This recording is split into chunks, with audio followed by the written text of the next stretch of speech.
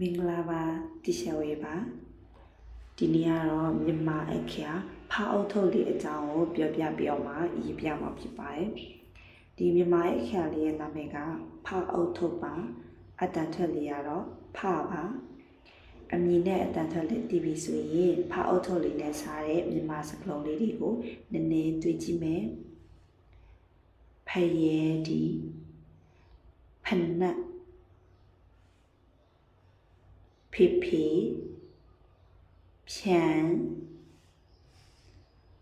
ဖုံးโอเคအမည်နဲ့အတန်ထွက်လက်တီးပြီးမြန်မာအခရာဖားအုပ်ထုတ်လေးစားတဲ့စကားလုံးလေးလည်းတီးပြီးဆိုတော့ဒီရှယ်ရေးပြထားတဲ့ဖားအုပ်ထုတ်ရေးနည်းလေးကိုကြည့်ကြည့်ရအောင်ဖားအုပ်ထုတ်ရေးတဲ့အခါပါးစောက်လေးကိုအရင်ရေးရပါမယ်တစ်ချက်ပြီးရင်တော့ပါးစောက်လေးရဲ့အထဲဘက်ကိုအစံလေးထည့်ပေးပါမယ်ဒါဆိုရင်တော့ဖားအုပ်ထုတ်ရေးနည်းလေးလည်းရပါပြီအားလုံးကျေးဇူးတင်ပါတယ်